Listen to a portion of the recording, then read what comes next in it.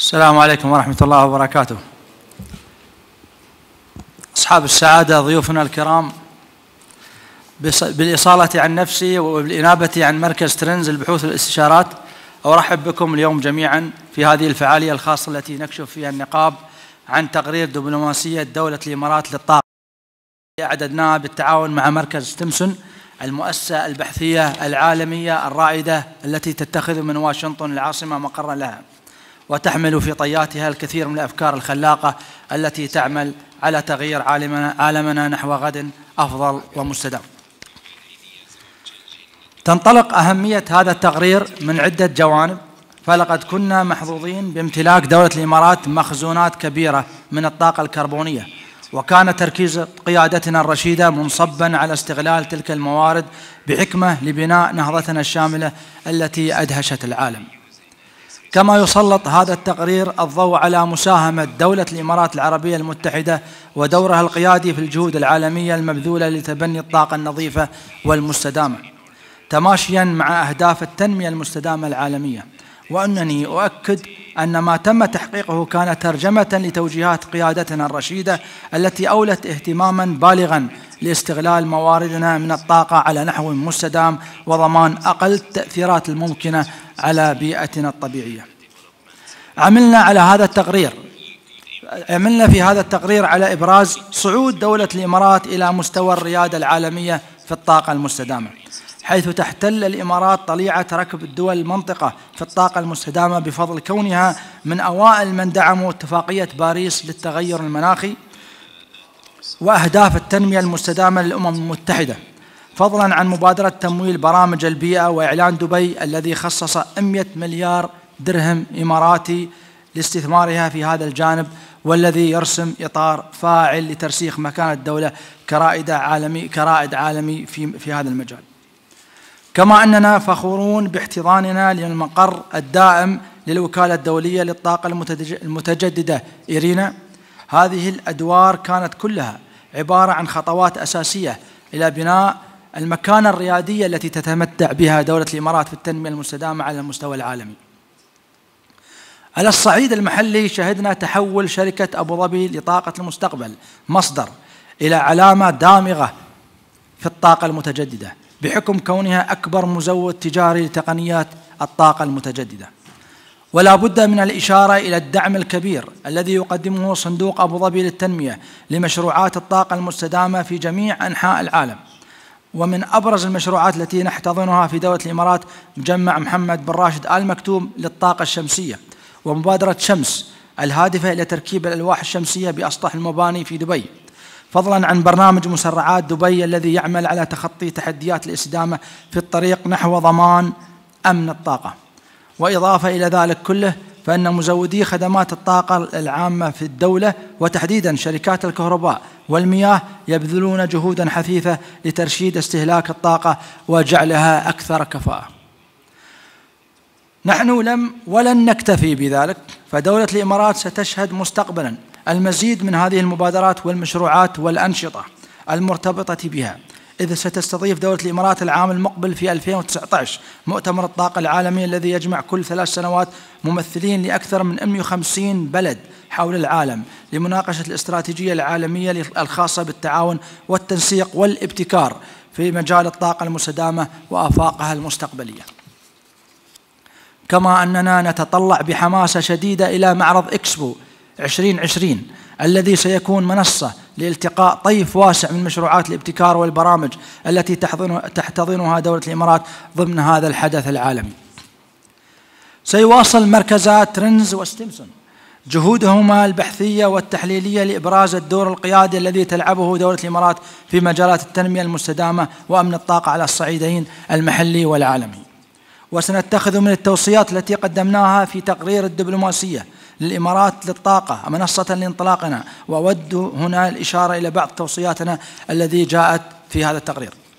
طبعا التقرير متوفر أمامكم، وأوصي الجميع بأن يأخذ نسخة من التقرير للاطلاع عليه لمزيد من التفاصيل. أول هذه التوصيات التي جاءت في التقرير هو ضرورة تعزيز التبادل الحكومي من خلال توسيع التعاون بين مسؤولي الطاقة والخبراء في الدولة مع مسؤولي الطاقة في دول الجنوب العالمي، والمقصود بها الدول الأقل تطوراً. هذه التبادلات ستعمل على نشر الخبرات والمعرفة والنجاحات التي حققتها دولة الإمارات، وتقديم النصائح والتوصيات فيما يتعلق بالكيفية التي يمكن بها تحقيق التنمية المستدامة وأمن الطاقة محلياً وعالمياً. ثانياً، توسيع برامج بناء القدرات في دولة الإمارات عبر تمكين القائمين على التخطيط في الدول النامية من حضور برامج الاستدامة التي تقدمها كل من جامعة خليفة ومصدر، وإتاحة الفرصة لهؤلاء لمقابلة المسؤولين الحكوميين والمستشارين في مجال التخطيط للطاقة. هذه البرامج ستوفر فرصاً واعدة لدولة الإمارات لتسليط الضوء على ريادتها في السياسات الخاصة بالطاقة والابتكار ودعمها المتواصل للتنمية في جميع أنحاء العالم. ثالثاً، وجوب قيام الهيئات الحكومية ومراكز البحوث الجامعية والمؤسسات البحثية في الإمارات بإصدار دراسات حالات وملخصات لسياسات دولة الإمارات فيما يتعلق بالابتكار في قطاع الطاقة المتجددة. هذه الدراسات ستعزز من التبادلات المعرفية وريادة الفكر وإبراز النجاح الذي حققته دولة الإمارات في هذا الجانب. وفي الختام أود التأكيد أن تقرير دبلوماسية الإمارات للطاقة هو خطوة أولى نحو تقدير النجاح الباهر الذي حققته دولة الإمارات في الطاقة المستدامة، ونتمنى أن يكون انطلاقا للمزيد من النقاشات وتطوير السياسات الداعمة للدور الريادي الذي تلعبه الدولة في توفير الأمن وترسيخ مكانتها المتميزة عالميا في التكنولوجيا. والآن أتشرف بدعوة الرئيس التنفيذي لستيمسون براين فينلي ليلقي كلمته في هذه المناسبة. Thank you, Dr. Ahmed, and thank you all for making the time this morning to come and join us. It's a pleasure for me to represent the Stimson Center here today, and I'm very grateful to you, Dr. Ahmed, for the fruitful collaboration that our two institutions have shared over the course of the past several years. I'm particularly pleased that that collaboration has now extended to the critical issue of renewable energy and sustainable development, and that is the crux of the report that we are launching here today. It is no surprise to anyone, I believe, in this room that global energy demand is clearly surging, and if handled poorly, it will not only create deep pockets of energy poverty around the globe, but will certainly negatively impact economic growth and development. It will accelerate climate change, will threaten food and water security, and it will surely drive a greater degree of conflict around the globe. And in that regard, our ability to get this right will quite literally, I think, determine the fate of our world. Just a quick word on the Stimson Center. We are a non-partisan think tank that is located in Washington, D.C., and for the past 30 years we have been focused on an array of transnational security and development issues. Our teams operate globally from the UN, in collaboration with foreign governments around the world, in Asia, here in the Middle East, in Africa and Latin America. We collaborate with private industry, with civil society actors around the globe, and we really pride ourselves not just on generating big ideas, but working practically and pragmatically to implement those ideas around the globe. We've been engaged in the field of energy and innovation for decades, and it is our belief that, as I mentioned, this issue of energy security really will underwrite the future of life on this planet, and it is what brought us here to UAE, and in that regard there is no greater partner for us to help us understand what the Emirates have been doing, their long-term objectives, and the significant contributions the UAE has made to energy security around the world than the Trends Institution. And again, Dr. Ahmed, I thank you for your gracious hosting of us and your collaboration and that of your team in producing this report that we launched today. Again, I don't need to tell anyone in the room that this is not simply a national issue. It is very much an national issue that will impact everyone on this planet and certainly every country on this planet. What I mean is that the failure or our inability to address energy insecurity to a growing population anywhere will have a profound impact on the climate and the potential for conflict everywhere. It's our study, I believe, demonstrates that there is a need for countries with the experience in handling the transition, the emerging transition to clean and sustainable energy, to share their talents, their expertise, and their innovation with those countries most in need. The central question to us in this study became, how do we accelerate the pairing of that innovation with demand in regions around the world that are experiencing energy poverty? Now, fortuitously, I think this is one of the issues that we are struggling with today, that both presents enormous challenges but also yields, I think, remarkable opportunities for governments that are leading in this space. There's certainly technological opportunities in innovating new solutions. There are business opportunities in opening up new markets. There are political opportunities for partner governments. There are opportunities to address climate change, to implement the Sustainable Development Goals, to address climate change, to solve water and food insecurities, and ultimately to avoid conflict. And through our collaboration with Trends here in Abu Dhabi, we have come to the opinion that the UAE is uniquely positioned to catalyze these benefits, not just for themselves, but for the world. The UAE, as we, I think, demonstrate in this study, really is ground zero, not just for the technology innovation, but the ability to extend those benefits to countries, particularly in the global South. As Dr. Ahmed noted, over the course of the past decade, the UAE has evolved into a global leader on renewable energy innovation. He mentioned that UAE was an early and vocal supporter of the Paris Climate Agreement, a vocal supporter of the UN Sustainable Development Goals. In Masdar, it has become a champion in renewable energy. It has an industrial base that is significant and has the ability to become an even more significant technology exporter. It has provided critical support to ARENA, and obviously with the Abu Dhabi Fund for Development has extended those benefits around the world, particularly to countries of the global South. And so this study, we really call for an even more concerted effort for the UAE to collaborate internationally to become a true leader in energy diplomacy. I don't want to overstate the case, of course. The UAE has made significant strides, but the story is yet to be completed. The United Nations, countries of the global South, and so forth continue to require the assistance of advanced governments to address that with both the technology as well as the political will to make change, to push towards that shift to renewables.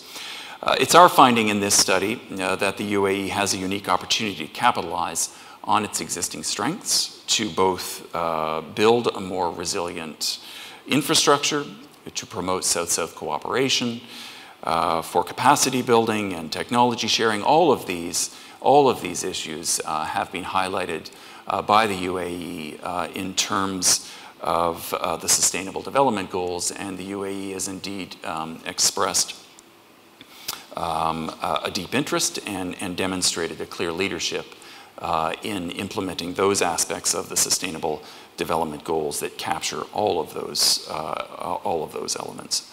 So what we are calling for is really a broader strategy for clean energy diplomacy, and so you might ask what that might look like. Again, the authors of this study from Stimson and from Trends offer a series of very practical recommendations, I think, that could fill in and provide additional color and momentum, additional momentum to what the UAE has already launched, that could pay dividends in the near term and in the long term. And when I speak of dividends, I mean that in very clear, practical business terms, and I mean that in terms of political dividends, and I mean that, of course, in terms of the ultimate dividend, which is a more sustainable planet for all of us.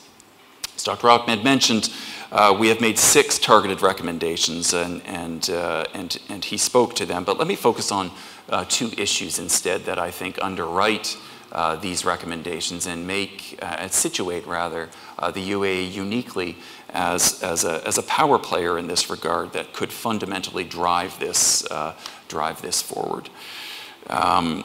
We believe quite fundamentally that the UAE should play a larger role in SDG number 7. And for those of you who have not memorized the Sustainable Development Goals, I will remind you that that is the goal to ensure access to affordable, reliable, sustainable, and modern energy for all. In so doing, the UAE has the opportunity, I believe, to emerge as an even stronger global leader by better integrating its technological investments with its overseas development efforts.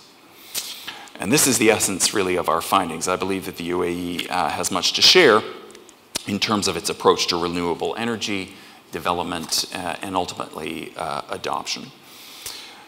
Secondly, I would say that the UAE has demonstrated a very practical and wise approach, particularly to governments in the global south that clearly recognize the need to move towards renewables. In their own development of renewable energy here in the Emirates, UAE leadership, I think, has demonstrated a cautious approach to initiating projects, starting with very small pilot projects that ultimately demonstrate the value of adopting renewable energy targets and proving those technologies themselves. Some have failed and many have succeeded, but these pilot investments really have been the first vital steps by Masdar, by the UAE more broadly, and have provided critical insights, I think, for adoption of these technologies much more broadly. That is the model, clearly, as we demonstrate, I believe, in this report, that poor governments, less well-off governments of the global south, will require if they are to move successfully towards the adoption of renewable energies. The story of the UAE is a remarkable one in the energy space, and it's one that is much closer to countries that are experiencing or will experience energy poverty in the future. And I believe that the model of experimentation that has been demonstrated here could serve as a broader example to these emerging markets. Now, moving forward, we have, I believe, some clear ideas on what can be done, but I want to invite my colleague, Ambassador Lincoln Bloomfield, here to the podium. Ambassador Bloomfield has had a long experience at senior levels in various administrations in the United States government, both at the Pentagon and at the State Department, but has also a broad experience in the private sector, particularly in the energy and innovation sectors that I believe will be of interest to all of you. Ambassador, I welcome you to the dais. Thank you very much, Brian Finley. Thank you, Dr. Ahmed Al-Hamli. And thank you, ladies and gentlemen, for coming. It's a great honor to meet you and to be able to greet you here at this event.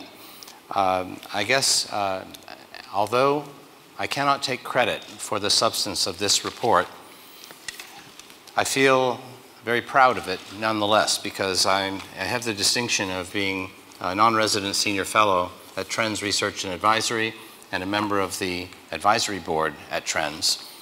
And so I take great pride in seeing that they have given birth to this tremendous report, and was fortunate enough to be on the board of the Stimson Center and to chair the board for 8 years until the end of 2016. So now I am a chairman emeritus, and I'm here because this is the first chance I have had to actually engage in a project with the Stimson Center. And so I have a foot in both camps. I'm very excited to see this report come out for 2 reasons. Here we are in Abu Dhabi releasing the report, but there's 2 audiences for this report. It's not only the UAE, because many of you are experts. We're telling your story. Indeed, I've been involved in this country for a quarter century, not to date myself. I was at Masdar when they were just starting out. I had the great honor of spending many meetings in New York and Washington with His Excellency Sultan Al Jaber as he worked so hard to promote the vision of Masdar and to tell the world what the UAE intended to do.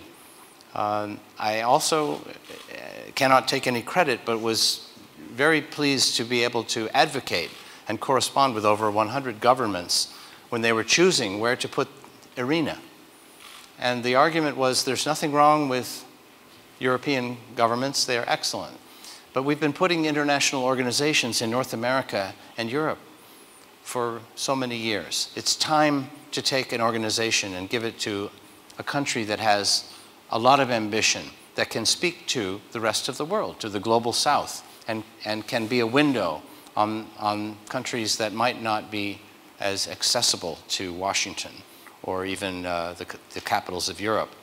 So here we are today, and you read this report, and it is a tremendous validation of everything that we hoped for when Masdar was starting out, everything that we hoped for when IRENA was selected to come to Abu Dhabi.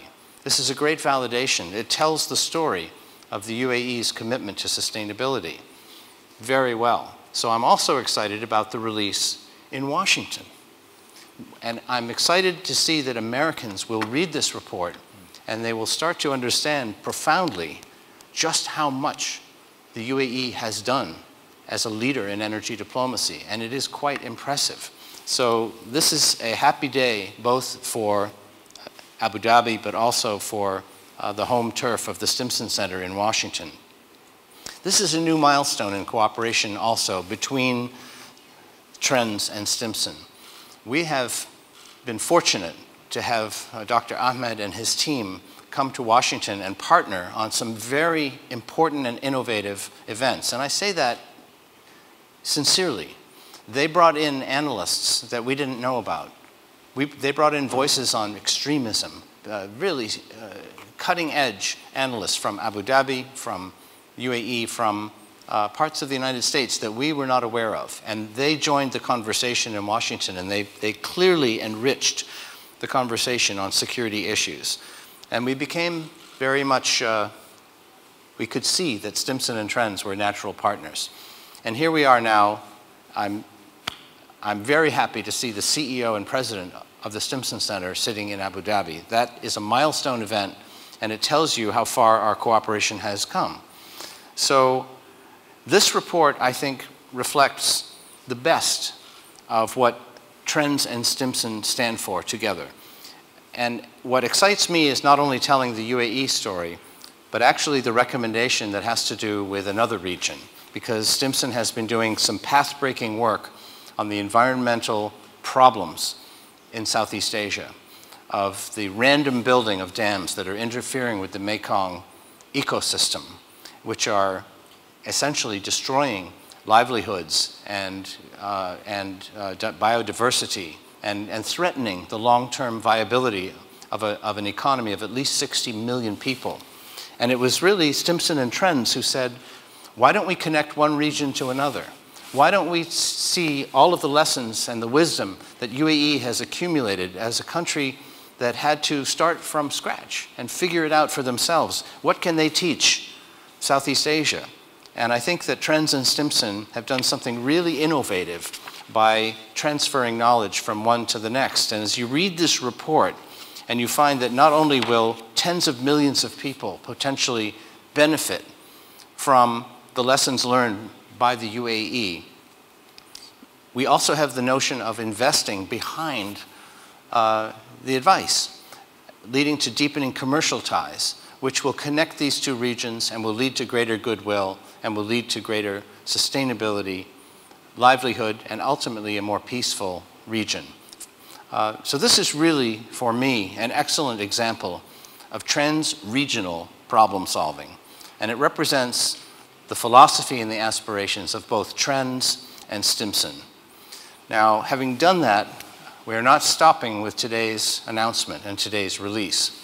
I won't give you any details because I want to have future events where we can tell you more about our cooperation. But we are here, and I'm here with colleagues, including the former Deputy Assistant Secretary of State, Victoria Holt, and the president of a nonprofit energy entity from Michigan, Jaron Rothkopf, as well as Dr. Ahmed and Richard Burchill and his team at Trends, and Brian.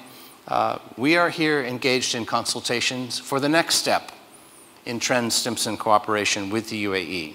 And hopefully we can tell you more about that in the future, but it clearly builds on the idea of UAE leadership in energy diplomacy and taking this, the Year of Zayed sustainability to a new level.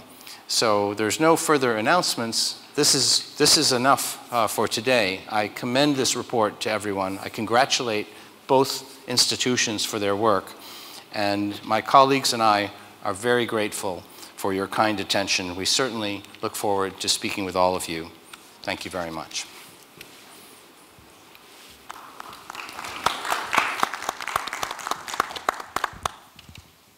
On behalf of Trends, from the research department, from our staff, I want to thank everybody for the very kind words about the report. When your name is on the report as one of the co-authors, it's always a bit humbling, if not slightly embarrassing. In that note, I also want to thank the Stimson staff, Courtney Weatherby and Brian Ayler, for their outstanding work on this project. It was a great pleasure working with them in Abu Dhabi and in Washington, D.C. as well. We've heard from our distinguished guests about the report. What I would like to do is take a few minutes and ask if there's any questions that you would like to ask any of the individuals we have with us today about the report or any other wider issues. Please. Is this microphone on? It's working. Hi, I'm Mustafa Al-Rawi from The National. Thank you for the panel for their interesting words earlier. I have a couple of questions about the report. I'm not sure who would be best to answer it, but I'll ask them anyway. The first is, there's a mention of the opportunities in Southeast Asia in the report. Any specific countries in mind that would be the sort of the priorities? Brian, do you want to talk to that, Richard? I can take it. Yeah. The priorities are the Mekong Delta generally, the wider region involving Vietnam and Cambodia. I believe that's where Brian and Courtney are doing the bulk of their work right now, yeah? Yeah, that's correct, Richard. So we have a wider initiative. It's a great question. We have a wider initiative at the Stimson Center that is looking at, as Ambassador Bloomfield mentioned, the Mekong region and some of the challenges in terms of hydroelectric power generation. We're looking at, through an initiative we're calling the Mekong Basin Connect, which is a consortium of partners, both environmental and energy partners, that is looking at an innovative mechanism for power sharing between countries of the Mekong that would obviate the need for wider development upstream of hydroelectric power, and could actually create a more efficient and cost-effective energy market across the Mekong without the attendant environmental consequences of further construction of hydroelectric dams. Thank you. And I had one more question, if that's okay. Mm-hmm, please. It's to do with one of your conclusions, just to get an understanding specifically of what you mean. You're saying that with IRENA and ADFD, typically their projects are selected on competition or commercial grounds. Are you suggesting an alternative criteria? And what criteria is that? I mean, as we were talking about, and I think as everybody knows in this area, and certainly I think Jaron could provide some great insights on it, it has to be commercially desirable to get in some of these projects. With the UAE's energy diplomacy, it's not just about profit. It is about the humanitarian element to it. It's about the sustainability of the project and ensuring that, yeah, the money is well spent, but not well spent on a profit-loss issue, but on making sure it makes a real difference in the lived experience of individuals around the world. So it's a mix. So it's commercial consideration, but then what makes the biggest impact? Exactly. It's not just being driven by the commercial, the humanitarian, sustainable development aspects that are just as important. Thank you very much. Since when you are working on this research, how long to come out with this report? How long you have been doing that? Oh, well, Trend's been around for 4 years now. I've been working with Stimson for 3 years. And on this report, on this specific topic, we talked about it late last year. So it's been about a year. The Stimson team was out here earlier this year, and then we went back to DC to finalize it. So it's been about a year on this one, yeah? Thank you. عفوا بس هذا التقرير this report's been conducted by teamworks and in partnership with the both institutes, and there've been travels in Abu Dhabi back to Washington to different places, yes, with different meetings, and that's why throughout this study we identify opportunity for the UAE to present itself as a global leader in terms of responding in humanitarian crisis around the world through efficient and clean energy machinery.